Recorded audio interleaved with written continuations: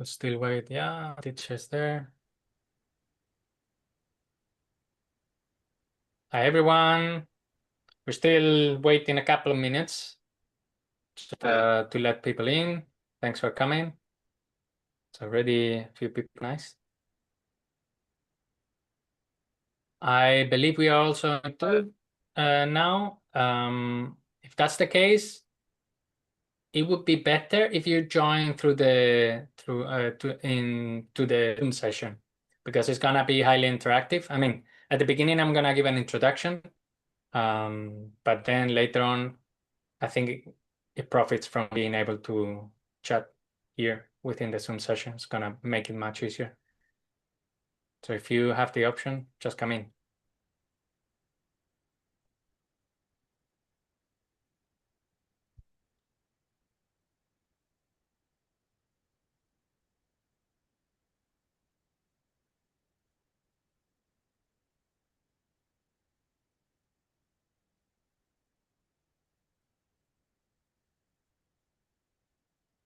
Hi, Matt.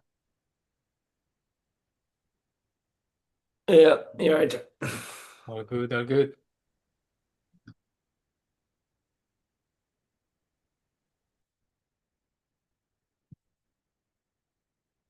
Right, maybe just a few, maybe one more minute just to let the last few, if there are any, join, then we get started. Can you all see my screen? Full presentation mode without the annoying gray boxes that I had during my keynote? So you see well. I hope. Yeah, it seems okay. All right, brilliant. Okay, let's get started, I would say. Are you okay with that, Ryan? Yep. Brilliant. Okay, so welcome everybody. We are gonna have a hackathon session now until 12. So here's the title that we decided when we submitted for this hackathon, when we submitted our proposal. The idea, basically, in a nutshell, is that we are gonna assess transparency and methodological and reporting quality in published meta-analysis in ecology and evolution. So the idea is to gather all our forces together to try and understand these things in a set of published meta-analysis in ecology and evolution. Specifically, we are going to be assessing data and code sharing. And then we are going to be looking at the reporting of a few important methodological features that need to be done in many meta-analyses. The first thing is that we want to understand whether meta-analyses out there are transforming inferential statistics into effect sizes. So inferential statistics such as t-values and f-values and all those things, and whether they report how they've done those transformations. I'll give an introduction to these later. It's just to kind of briefly tell you what we are doing. Then we are going to be trying to understand if meta-analysis in ecology and evolution deal or report to have dealt with the effect size directions, meaning whether they report to have standardized the direction of the effect sizes so that all the effect sizes in the meta-analytic data set actually are comparable and they are not just simply canceling each other. And the last thing, if you attended yesterday's workshop I anticipated about the risk of bias assessment, we also want to understand how often risk of bias assessment is done in this set of published meta-analysis in ecology and evolution. So before we start with this little introduction to why all this matters, if you are willing to participate in the meta research project that we are doing together, which is a true meta research project, like we are trying to really extract data that would help us inform others about these issues in the field, please send an email to Shreya, who is the co-organizer, is somewhere in the other side there somewhere. So send an email just saying that you would like send an email just to say that you would like to participate, and then she's gonna send you a set of 5 meta-analyses from ecology and evolution. You'll get a meta-analysis ID that you need to enter it into the Google form. I'll tell you a little bit about that later. The DOI of the meta-analysis. You'll get also a PDF. Just make sure later on when you are extracting data from these meta-analysis that you don't stick only to the PDF of the actual scientific article, but check any supplementary documents that might be associated with this meta-analysis, because the information that we are searching for might be available in the supplementary materials. All right, I think with that, what I'm going to do now, if you have any questions, because I'm not able to see you, just interrupt me, and you can do it. For today's session is perfectly fine. So, all right, so let's start by defining what we are doing today, which is meta research. So I'm using some of the slides I used the other day for the keynote, for those that could not attend. So meta research is basically the study of how research is done. So you could call it the science of science. And when we do meta research, what we do is to look at methods, reporting, reproducibility, and basically the main goal is that we want to understand what makes research reliable. Ideally, by understanding that, we can also propose changes to increase that reliability. Meta-research is different from meta-analysis. So meta-analysis is simply a statistical method that allows us to quantitatively summarize information. So we often do meta-analysis because there is an overwhelming amount of scientific literature that we want to integrate. And they are powerful machines that allows us to, for example, take 5 small pieces of evidence for a hypothesis and increase the statistical power to answer the hypothesis or question that these small 5 pieces of evidence are asking. Meta-analyses are extremely powerful, but they are only powerful if we do them properly. And unfortunately, what we know is that poor quality is the norm. And we can look at poor quality in meta-analysis and other type of studies using meta-research, which is what we are trying to do today. For example, we can look at reporting, which is what people have done in the past for meta-analysis. So here is an example published in 2014, in which the authors looked at more than 300 meta-analyses published in plant ecology specifically. And they looked at methodological and reporting quality. They had a rating score that they used for each meta-analysis. And you can see here on the plot how this rating score, or let's say this quality score regarding reporting and methodology, is quite suboptimal. So not a single meta-analysis has a score that is larger than 12, and on average is probably below 7. Plus, it's not improving much over time. And I want to use this plot to say that in 2009, which is covered by this meta-research study on meta-analysis plant ecology, in 2009 is where the PRISMA guidelines were first suggested. The PRISMA guidelines, there are different extensions. Some of them apply to ecology and evolution. Specifically in 2021, there was this paper by O'Day et al. That published a PRISMA extension for ecology and evolutionary biology. And in that paper, they also did a meta-research study where they looked at 102 meta-analyses in ecology and evolution. So the PRISMA guidelines, they are basically, you could think of them as a very long checklist in which you can look at all the things that you should report when performing systematic review and meta-analysis.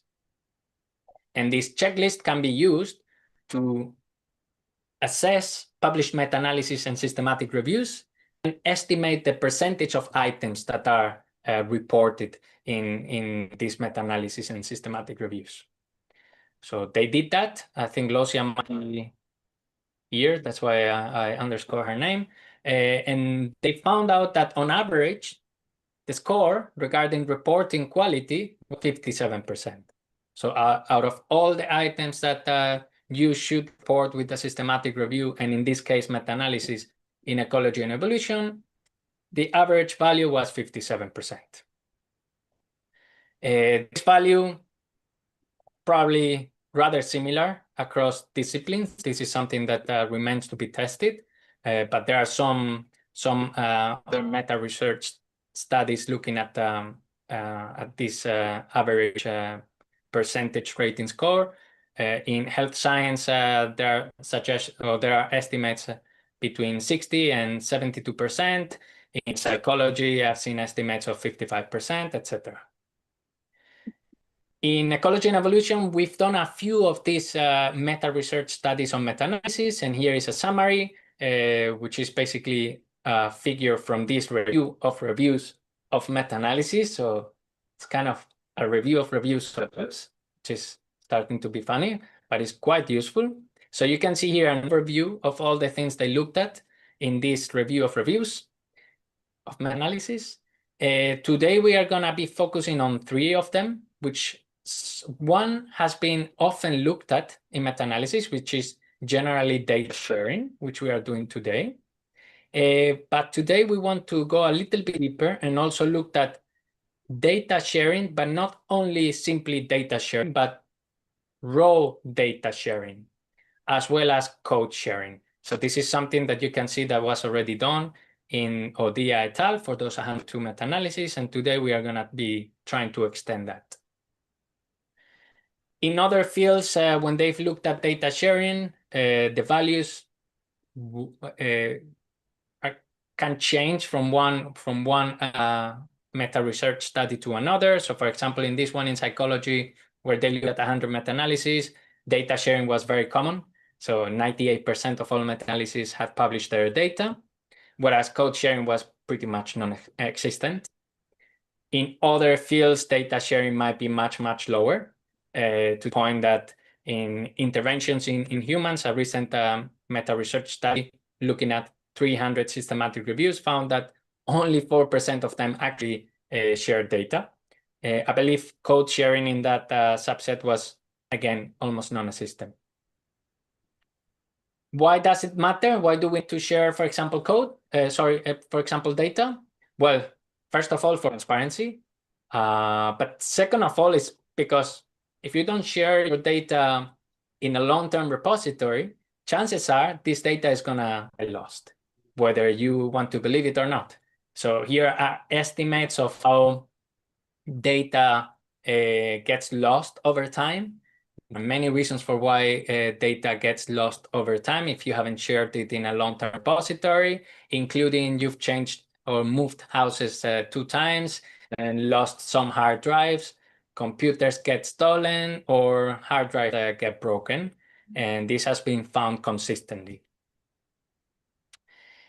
We need to keep in mind that this data sharing is actually only the upper limit of data sharing, because when we looked at whether data has been shared, what we don't know is if all data is actually shared and if it is shared in a way that we can actually reuse it.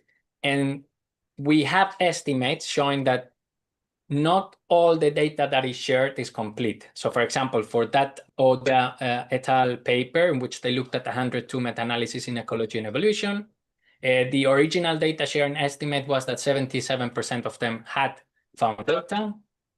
But we know that actually not all of those were complete data sets that could be used, because we used that data set for another paper in which we looked at publication bias in ecology and evolution. And we know that the value got reduced by 11% in this case. So only 2/3 of all original meta-analysis had actually shared the complete and usable data. And this is something that has been found multiple times, that not all shared data is actually reusable, less than 60% on average, at least in ecology and evolution. For code, what we know is that we rarely publish code. There seems to be strong barriers for people sharing their code. And that can be if the journals have strong policies for code sharing. Code sharing itself seems to be still quite low and is almost non-existent if there are no policies. And why does it matter whether we have access to the code or not? Well, one of the things why having access to the code matters is because it tells us a bit about the reproducibility potential of these meta-analyses or primary studies. So if most of the studies are not sharing the code, at the end, that can reduce heavily how many studies you can attempt to computationally reproduce. Oops. Okay. And we know that having access to the code matters for increasing the likelihood that you be able to computationally reproduce the results reported in a paper. People have looked at the computational reproducibility of meta-analysis in ecology and evolution. So there is one really nice study published last year, I believe, where they explores 177 meta-analyses published in ecology and evolution. The first thing that they notice is that the computational reproducibility potential was only 50%, if you think of it as having access to both data and code. And by using this subset of meta-analysis that provided code and data, they calculated the reproducibility or computational reproducibility to range between 35 and very optimistic, almost 90% of all the meta-analysis in ecology and evolution.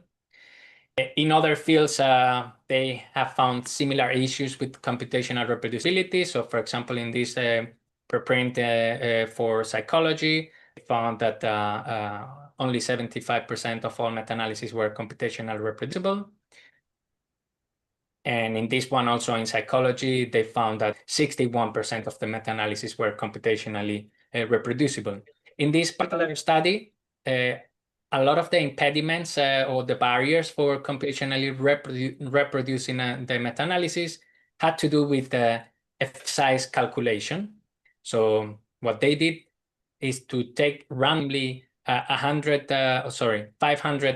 effect sizes from these from the primary studies included in the meta-analysis, and then they try and reproduce whether they would get the same effect size from doing whatever calculations were reported in the meta-analysis. And what they found is that 40% of those effect size calculations could not be reproduced, which is quite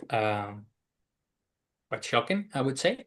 But it's perhaps not surprising given how difficult it is to calculate effect sizes. I think there have been a few talks already pointing at being actually one of the most difficult things when you are doing a meta-analysis. I think, yeah, okay. All right, so we've looked at reporting reproducibility, and we can also have a look at the methodology, either the reporting of the methodology or simply assess whether we think that the methodology used in the meta-analysis is correct or not. So we are gonna look at three things that we want to extract today from the meta-analysis that we are gonna be extracting data from. One is the calculation of effect sizes, particularly from inferential statistics. One is then standardization of effect size directions. And the other one is whether this meta-analysis perform a risk of bias assessment for the primary studies included, as a way of better understanding if we can really trust all these primary studies and therefore the overall meta-analytic result obtained from these primary studies. So effect size calculation, let me walk you through what we want to look at today. So we want to look at inferential statistics, and we want to understand whether meta-analysis in ecology and evolution report having used inferential statistics to calculate effect sizes. And more important, we want to try and understand if they are reporting how they are doing these transformations. The reason why we want to do this is because when you are transforming inferential statistics into an effect size, such as a standardized mean difference or a correlation, there are many different equations or formulas out there that can be used to do these transformations. And that can be overwhelming in itself, not knowing what to choose. But there is also another factor that increases the complexity of how you calculate an inferential or calculate an effect size from an inferential statistic, is that, for example, a t-value that comes from an independent t-test is different than one that comes from a dependent t-test. You have to use different equations. And what we suspect, based on what in the meta-analysis we've been reading and assessing, is that oftentimes people use a single equation for a specific differential statistic. So they may find an equation or formula to transform a t-value into a HSG, and they just simply use that equation no matter where the t-value comes from. So we want to try and understand whether that might be the case by exploring how often people do use inferential statistics and whether they report the information needed for that. Okay. So for example, here, this is an example. I should have added the reference from Cooper et al. 2019, the amazing book that I recommend everybody to have a look at, which is the Handbook of Research Synthesis and Meta-Analysis. So here's an example of a table in which you have an equation for how to calculate Cohen's d by using the t value extracted from a t-test, an independent t-test, and same for an f value. Yeah, so there you have the equations used for calculating the effect size, or the d, and their associated sampling variance. But you also have in that book, of course, the equations you have to use when, rather than in independent groups, they are using matched groups. And also when the t values or the f values come from actually ANCOVAs rather than ANOVAs, etc. So there is a differences in which equation you have to use depending on the origin. And we want to understand if people are aware of this, because it could be potential problem for trusting the calculated effect sizes. All right, regarding the next thing that we want to look at, which is the standardization of the effect size directions, we want to try and understand whether meta-analysis in ecology and evolution are aware that oftentimes when you have a meta-analytic data set, you may have to adjust the sign of a proportion of your data, of your effect sizes, to make sure they are comparable across the entire data set and they don't cancel each other. And what do I mean by that, to make it a bit clearer? Examples could be that if you've transformed inferential statistics that are signless in origin, such as f values or chi-squared, you need to be aware that after transforming these inferential statistics into, let's say, a Cohen's d, you need to then assign whatever sign is representative of the effect. Otherwise, you will only get positive Cohen's d's from these inferential statistics. Another example can be even depending on what the reference level or the intercept is in the models from which you are extracting the data. So is the reference level the control or the treatment? Because if you flip them, the design will be different. And I'll show you a couple of examples in a second. And perhaps one that is easier to spot is the meaning of each trait. If what you want to try and understand, for example, if there is a positive correlation between body size and surviving longer, if you use mortality, if in the original primary study they use mortality, and you want to compare it to studies that looked at survival time, you will have to flip the sign of one of the two. It doesn't matter which one. It just needs to be consistent and standardized throughout your meta-analytic data set. Example would be with this simulated data set in which we have a control and a treatment. In the treatment, whatever we are measuring is on average larger. So there is an effect. This is simulated data. So if you fit a linear regression to try and compare the control, if there's a difference between the control group and the treatment, in this example that I'm showing here, the intercept or the reference level is the control group. So we are trying to understand if the treatment group is larger or not. In this case, it suggests that there is a larger value on average for the control for the treatment compared to the control. We see that that is statistically significant, the p-value. We see an associated t-value, which is positive because there is an increase in the value. And we also see an F statistic, an F value, which is positive. If we now invert, and rather than using the reference level as the control, we use the treatment, this is what you would obtain. Everything is the same except some signs. So what you have here is that now the reference level is the treatment. And what we see is that what is happening is that the control is smaller than the treatment. That's why the value is negative, which we knew. It's the same value. It's just negative because now our reference level is the treatment. The t-value, which is not signless, comes with the negative value indicating that.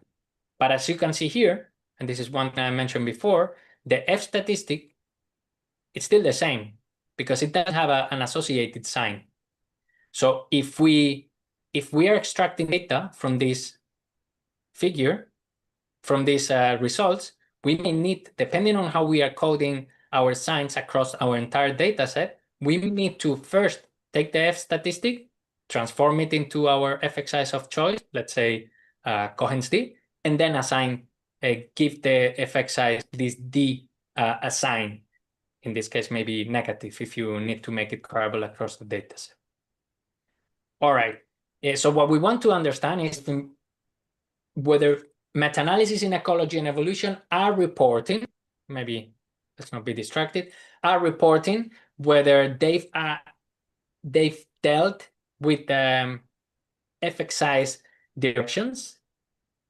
And we'll give you a couple of examples later when you are extracting data yourself, because we want to understand if there is at least some preliminary evidence that perhaps some meta-analysis out there might have forgotten or might have not known that these signs have to be adjusted in certain cases. So here's an example of a published meta-analytic data set from ecology and evolution, in which something got my attention, and I tried to explore if my gut feeling was correct.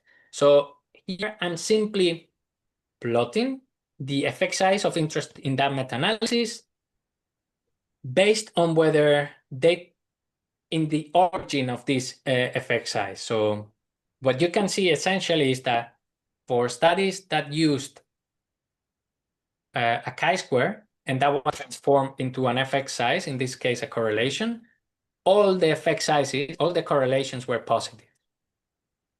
Whereas for whenever they were extracting directly the correlations from the primary studies without having to do any transformations, because they were reported as Pearson's R, around half of them were positive and half negative. So this made me think that perhaps they have forgotten to flip the sign in some cases, particularly for these inferential statistics that are signless, like the F value and the chi-square value, which we'll later on confirm. So we would like to try and see if there is, to try and understand if this is potentially happening in some meta-analysis, and later on we would like to kind of dig deeper to really understand if that actually is happening.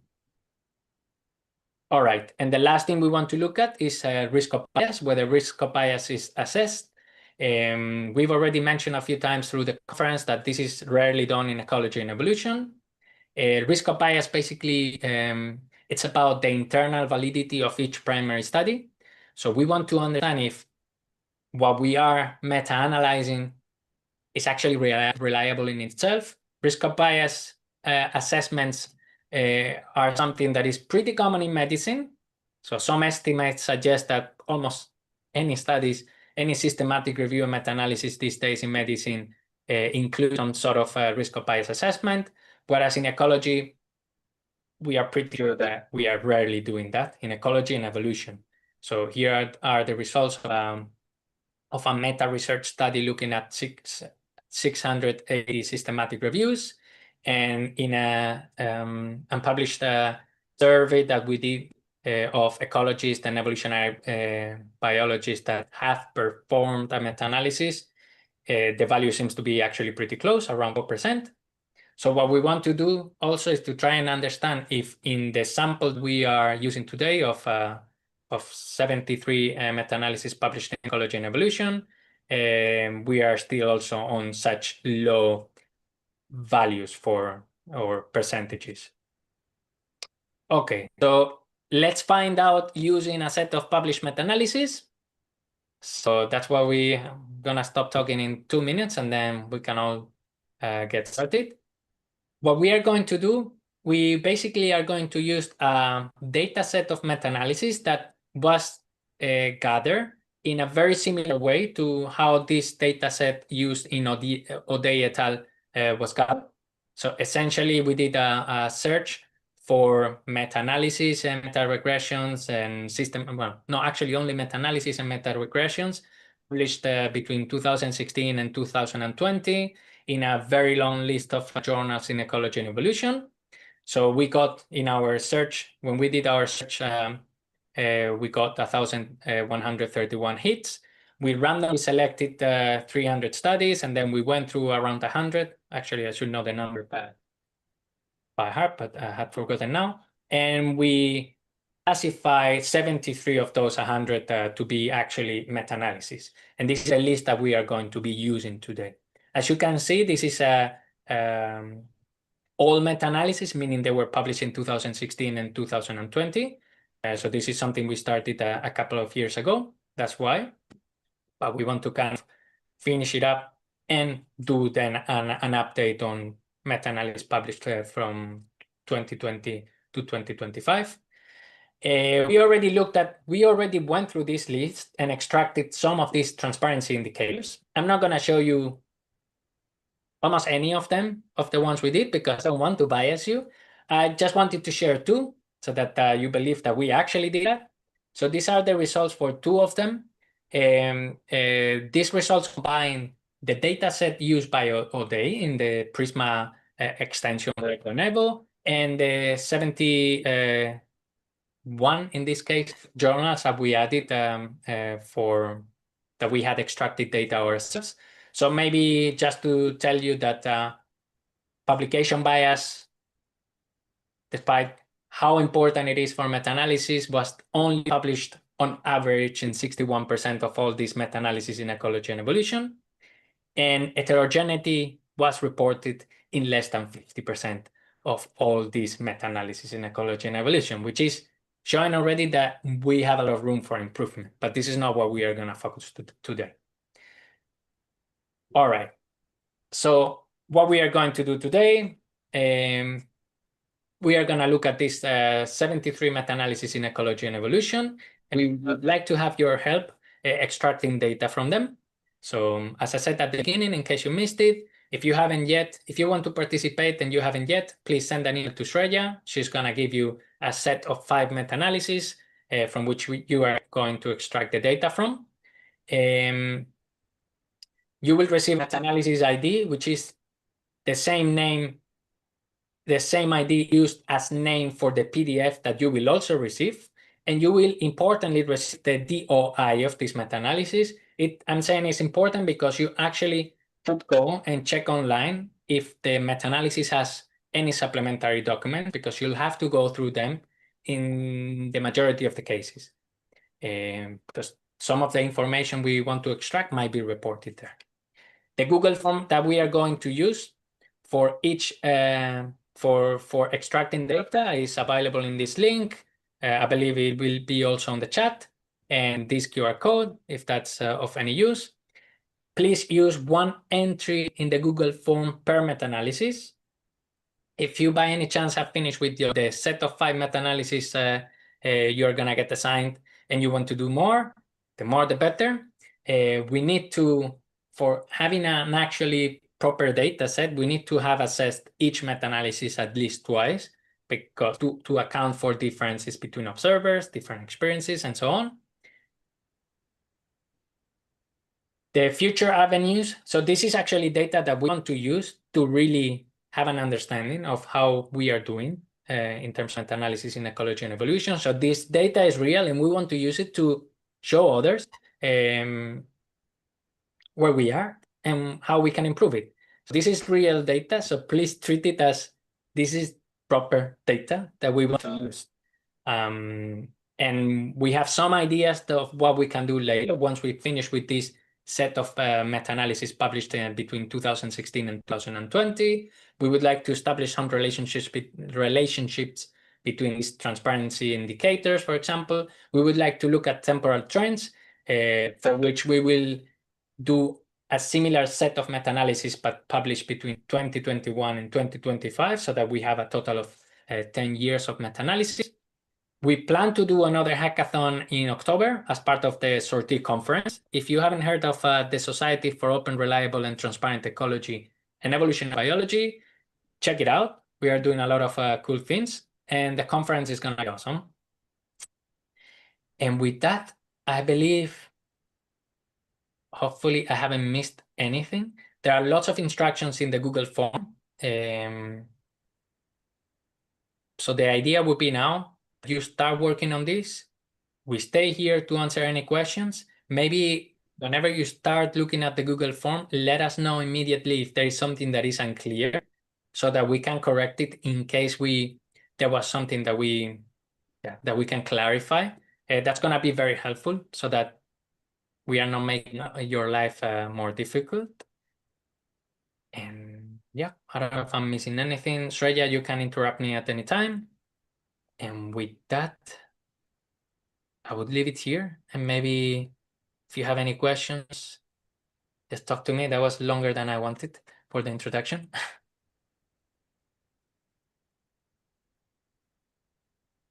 Any questions, comments? Alfredo, I would just like to maybe highlight that some won't say risk of bias assessment, they might say critical appraisal. So if people see that they don't automatically think it's not risk of bias assessment. So there are different ways, or quality appraisal.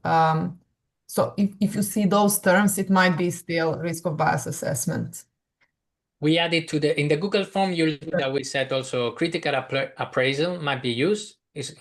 And we are happy with it. We know that it's not exactly the same, but so that's a very good comment to make sure everybody is on the same line. Yeah.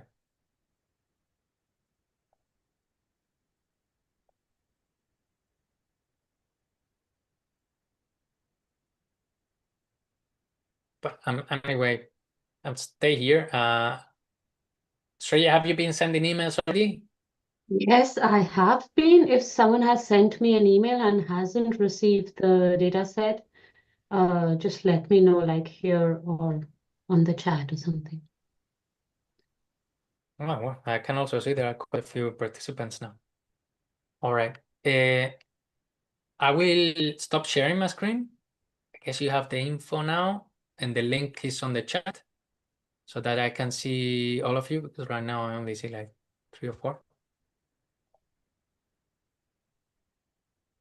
Okay, that's better now. All right.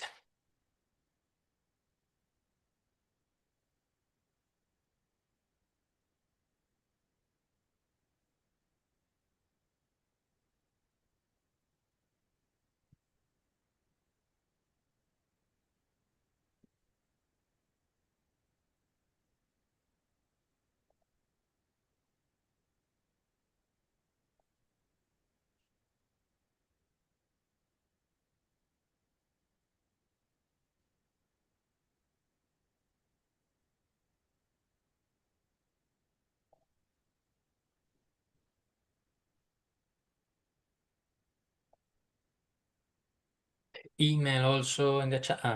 Okay.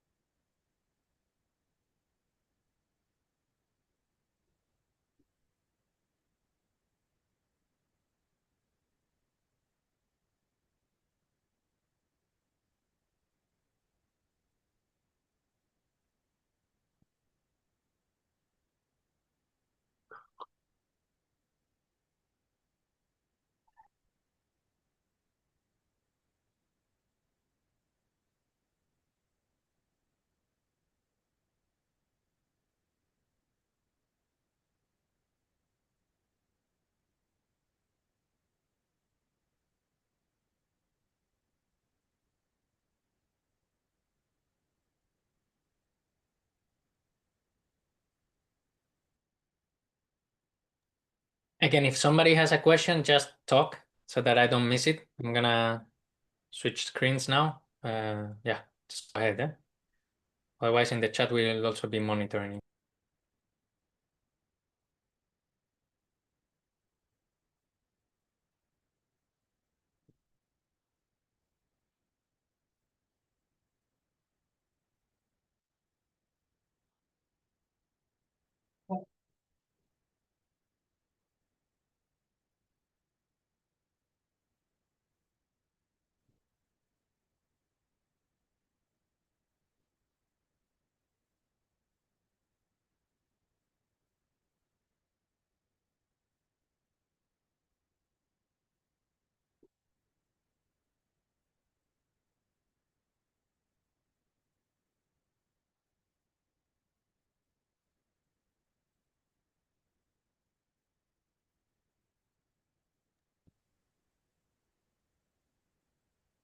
Hi, Alfredo. There's a message in the chat saying, sorry, I missed the earlier part of the presentation. Would you mind explaining the overall aim of this project and what Yes. participants need to do again?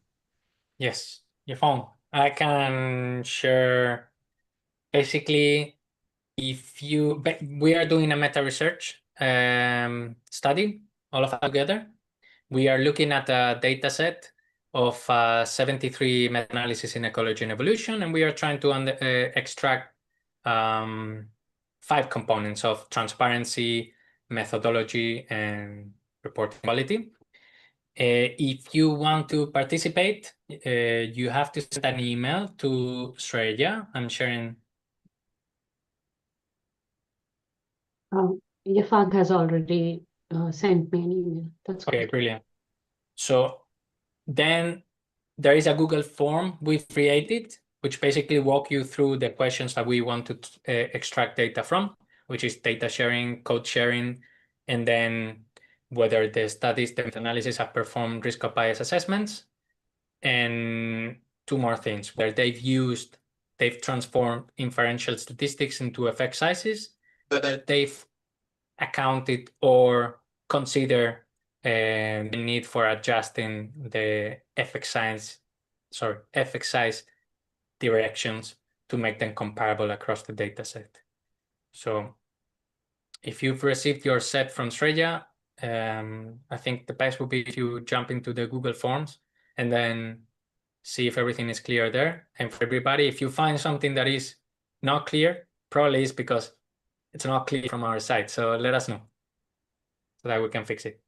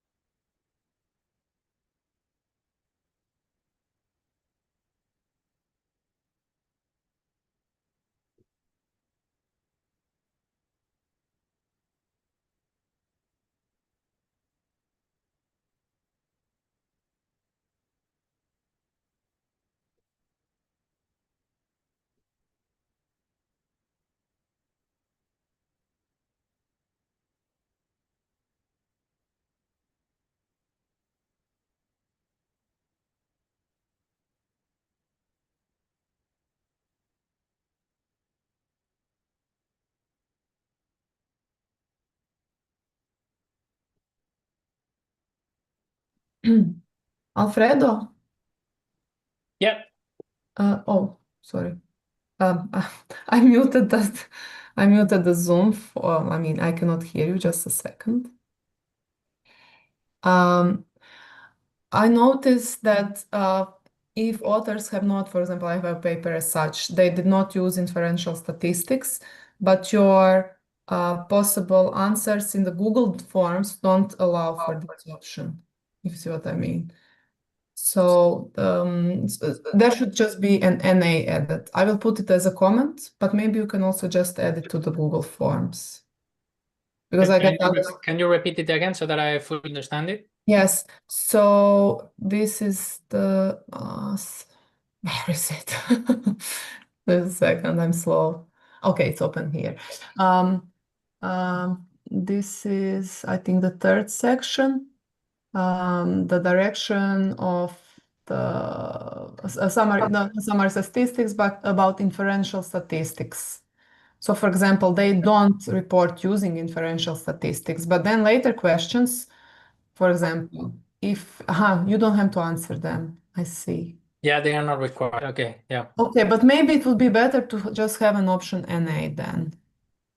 If you see what I mean, because you don't somehow notice, maybe it's fine now for this hackathon, but for the next ones, that either there is an option NA, because now I see the little star, that they are not actually obligatory.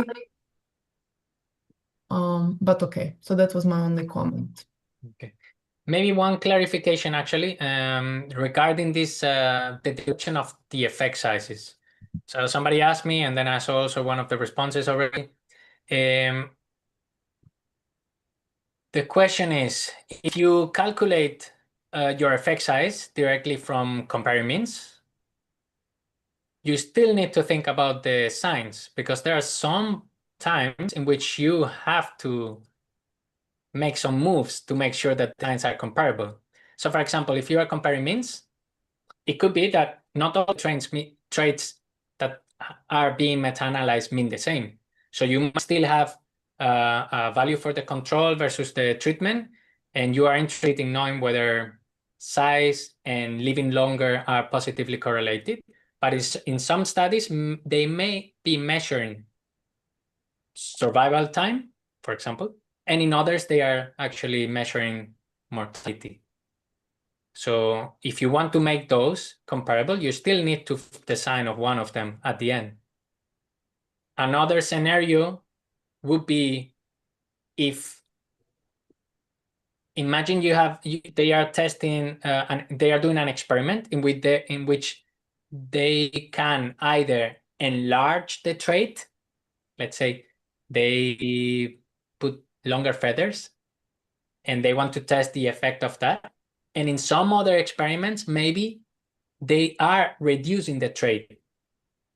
In those cases, you need to make sure that the control and the treatment always mean the same, meaning the control always, for example, means lower value of the trait, and the experiment higher value of the trait.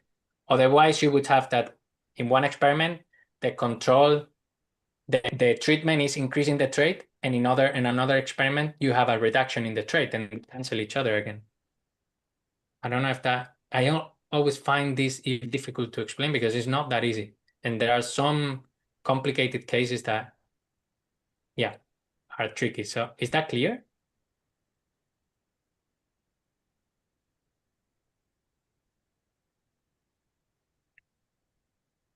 And so an additional step is to find the data to see if the effect sizes have been adjusted in that way. No, what we want to understand, or just go if ahead. they are reporting something about how they dealt with the effect sizes directions. From the data, I don't think we will get it that well. We could get it from the data, but it will require further exploration. Okay. So just the pros about how they conducted. Okay. If they mention having had to deal with these effect size directions, we expect that from those that do not report anything about it, it could be that some actually did not do it. And then there will be others that even though they are not reporting it, they accounted for the direction. That's why we want to identify the ones that we probably have to explore further. Okay, thank you.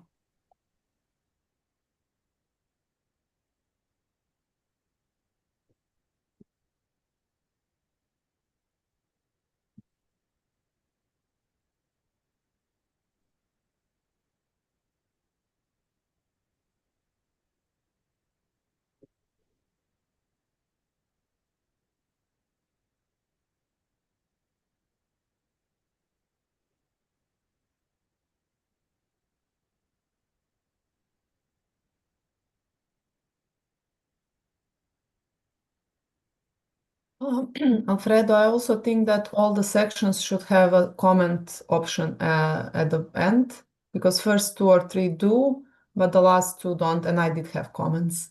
So I can just send them to Shreya directly for those. Yeah, or Shreya, you might be able to add it as we go, I think, no? And then at least you have it for the next few ones. But yeah, you can send the comments directly. Yeah. Thanks a lot, Antica, for all this. Yeah, these things you notice only once you start putting things in. Despite all the experience we have doing this, it's crazy how they always creep in. Yes.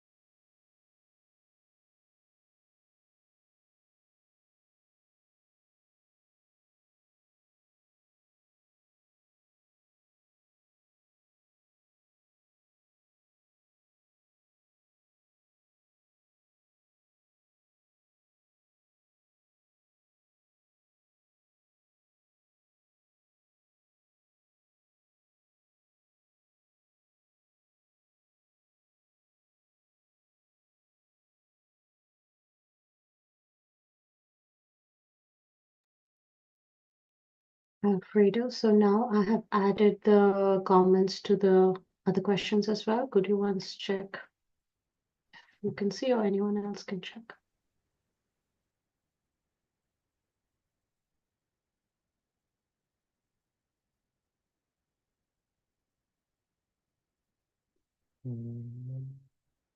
I cannot easily do it without starting a submission.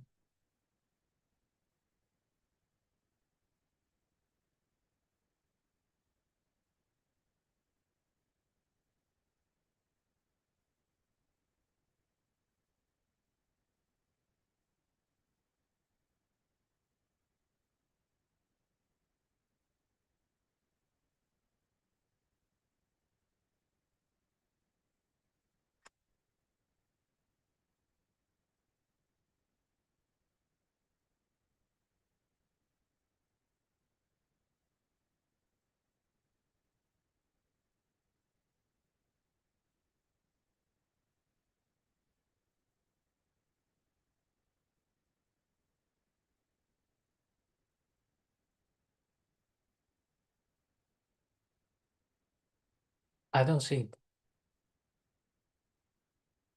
But I don't know, maybe it's me.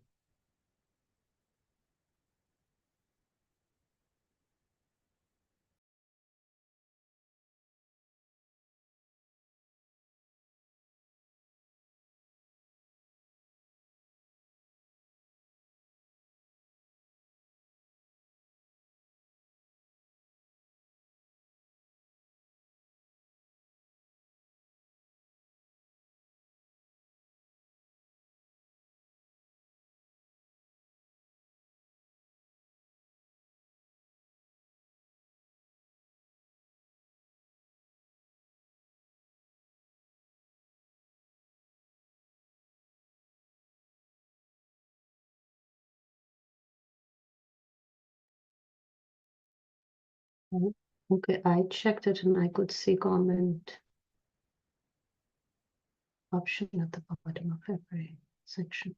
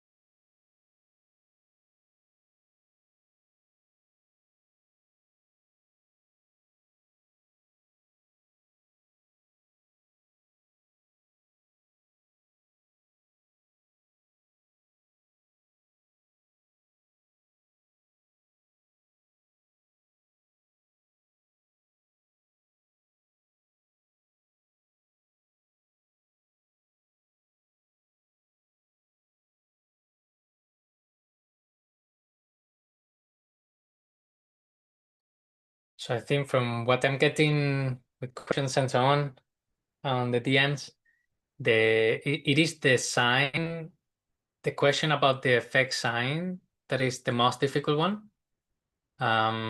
Maybe one clarification is that we are not trying to use this information to say that if they haven't reported about the sign, means they haven't accounted for it.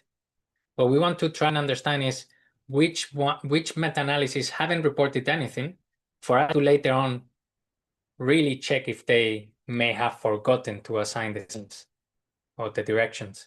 The reason is that there would be meta-analysis in which they don't need to account for any signs directions.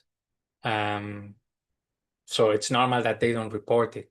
But what we are trying to here is to identify the ones that may have forgotten so that we can then later on check if they actually had forgotten by looking at their data, looking at what type of traits they've included, etc.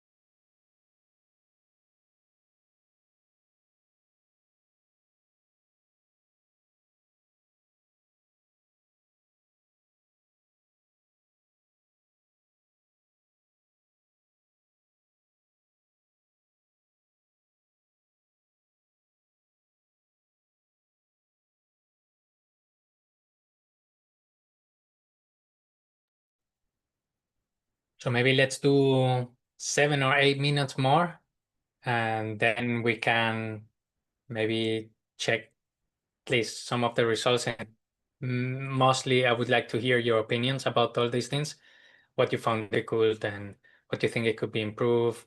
Any thoughts you have, really. So I'll tell you maybe 7 minutes at 47, just to be very German, given that I'm based in Germany now.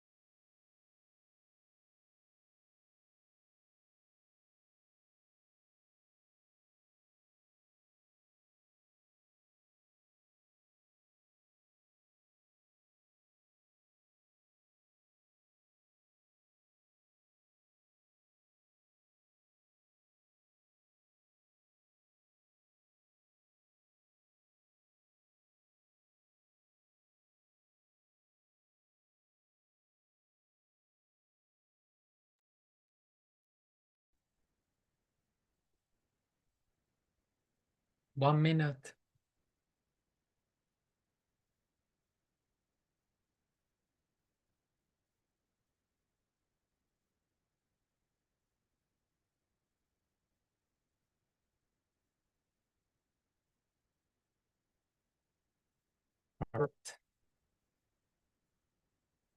Shall we debrief a little bit?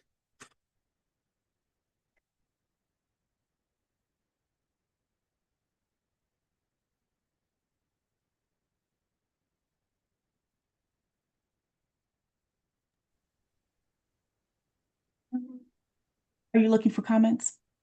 Yes. Mm-hmm. Nice to hear your thoughts. Absolutely. I think it feels straightforward. I think it was an adjustment trying to wrap our heads around the effect size directions. I think things are going okay. I was only able to achieve one, but I'm looking forward to. I feel like once you get through one, it helps to motivate and you get used to it. I mean, I also think that we kind of wanted to kind of generate the discussion about these effect size directions, because I think it's something that we like when we are training people, it's something that we found a few times that they struggle with. And also, if you look at for some meta-analytic data sets I've looked at, like published ones, I've realized they hadn't done it. So I hope that I think it's very hard to think about it, but I hope that by just making this exercise, we can kind of start thinking a little bit more about it to make sure we are not missing it. I think the one question I had, and maybe you answered it a little bit, was whether these studies had been evaluated for whether they should have adjusted the effect sizes Yes. or not. Yes, that's something for the next one, we should definitely do in advance ourselves. Like, that would be the easiest, of course, yeah. I mean, that's gonna require a lot of work. That might be the limitation, because going through 70-something meta-analysis ourselves to understand if it has to be done or not probably will take us a substantial amount of work, but it makes total sense.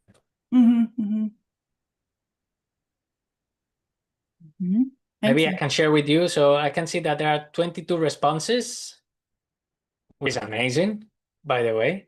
Like in just an hour, all of us here working together, we already got 22 meta-analyses assessed. This is really the powerful thing of doing meta research in a team. Alfredo, just one suggestion. I think we use it now for piloting whatever we do, and this seems like a piloting. It's always good to have one option at the end to record time needed. So it helps you to estimate, well, I guess you can estimate time needed per meta-analysis by just dividing the overall time by the number that person managed to do. But it's still good to have some idea of how long people actually take. I find that useful information. Yes. Yeah, Shreya, if you can add it to the list of long list of changes we want to make, that would be great. All right, so we have 22 responses. Maybe one thing that should not be surprising is that not a single of those 22 meta-analyses performed a risk of bias assessment, but there were at least 5 that had done something. Well, actually, 4 that had done something that is related to risk of bias assessment by comparing selectively reported, like selective reporting versus not selective reporting, missing data versus not missing data. So that's pretty interesting.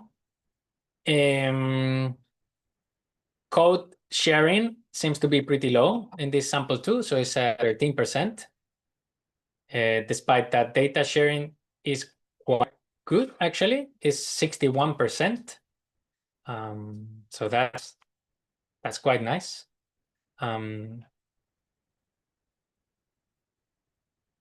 I think we will have to go through the question about inferential statistics, because I think probably our question now was not that clear, given that there is a little bit of a mismatch between whether the authors have reported to extract inferential statistics and then what type of inferential statistics they used.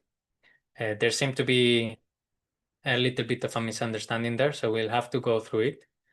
But what seems clear is that either many meta-analyses do not transform inferential statistics into effect sizes, or they are not reporting to do that. So that's what we need to figure out. Because if they are doing it but not reporting it, when we are having a little bit of a problem here.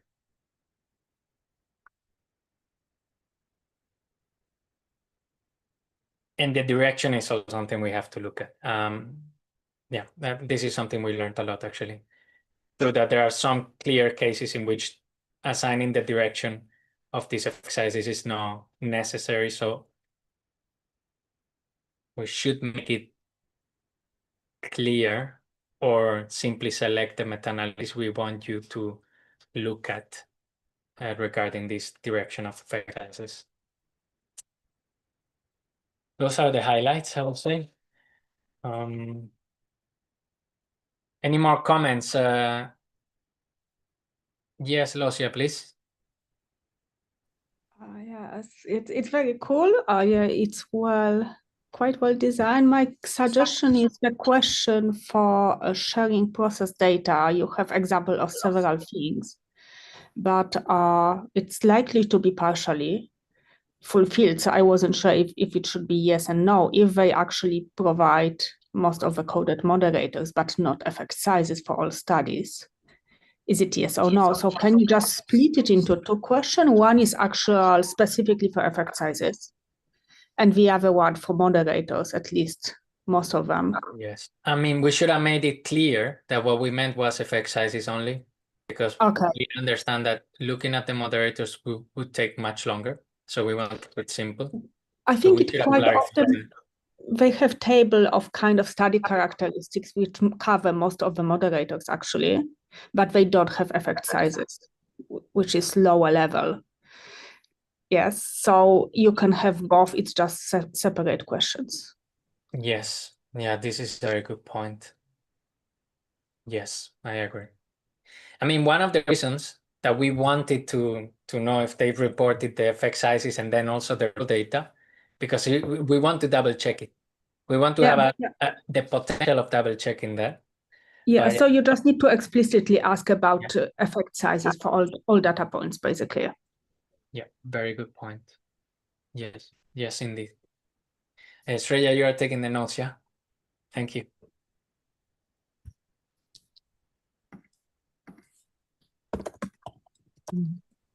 Ryan has a question. Alfredo, here maybe also one thing to consider could be just one question. Do they share data as A, calculated effect sizes, B, raw data they use to calculate effect sizes, so you can choose both or partially, I guess. Because maybe you don't need that many questions. It depends what you want to know. Okay, I see what you mean. It can be shortened. Yeah, if you're not interested in these other moderators, and I agree, maybe you're not for this exercise. It will be just one question that captures A, B, or something else. Yes. Ryan? Yeah, I know it's not entirely the point of this specific hackathon, but it might be useful to share an example of a submitted sheet for a next session, so people can see how another person might submit it. But you mean an example with the paper, so that you can take the paper and the data sheet and see, okay, this is how they coded this paper, or you just mean the sheet, the final? Either just like the final sheet or the sheet and paper, depending on what skill level people have. Okay. Let me say something before we run out of time. So, because I have a question here in the chat, if you are still interested in filling the Google form with the remaining meta-analysis that you did finish today, that would be fantastic. Just please, actually, if you send us an email and say, well, I won't be doing more, or if you send us an email saying, I will be doing more, then we can track on when to stop like the sheet, and then you actually use the data to try and make sense of it. So if you can communicate with us, I think it would be very, very nice, very helpful. Ideally no. Shreya and I are going to go through the data set. They're going to try to make sense of it, cleaning and understanding what went wrong, what went correct, and we will be in touch. And for the future, we actually want to use this data set. So we just need to make sure that what we collected today is actually useful and compared to what we had collected before. So we will be in touch if you said yes to potentially contributing to whatever comes out of it. Anyway, Lucia? Are you double extracting this specific meta-analysis to see? Yes, I mean, yes, if we are at least 2 people. Yeah, that's good. Perfect. And there are 2 of the questions were already done. So we can compare that with, and they were done by multiple people. So we really try to make sure that what we are extracting is clean. But you will continue at SOT hackathon potentially. Yes, but the idea by SOT, well, hopefully we've taken all we've learned here, and what we do is a set of meta-analysis published from 2021 to 2025, that we have the 10 years cover. But let's see how far we get until then.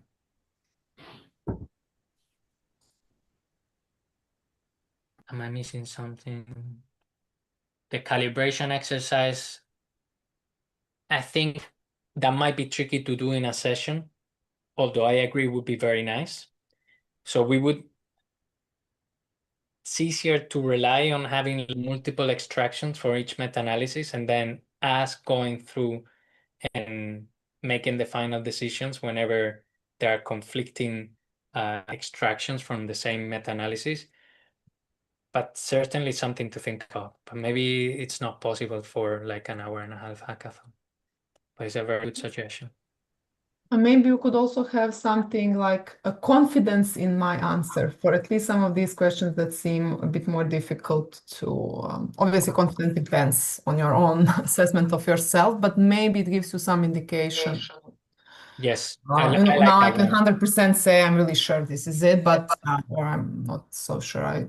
You still provide some answer, but maybe you're not that. I mean, at least to try and dichotomize it, those that are 100% sure from those that are not so sure. Yeah, it might help. Then I help the cleaning of the data later on. Yeah, that's a very good point. Good suggestion. I think we are gonna have to close. I don't know if we can keep this open. I'm assuming not. Ryan? We can keep it open if you want. I'll just stop the live stream though. Okay, I'm happy closing here. I just want to make sure that everybody is happy. You don't have more questions and everything was clear.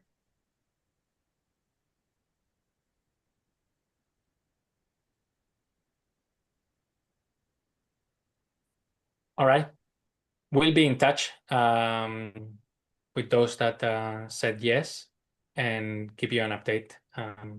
Pretty sure Shreya and I can already have a look at it, at least briefly, the next week and see.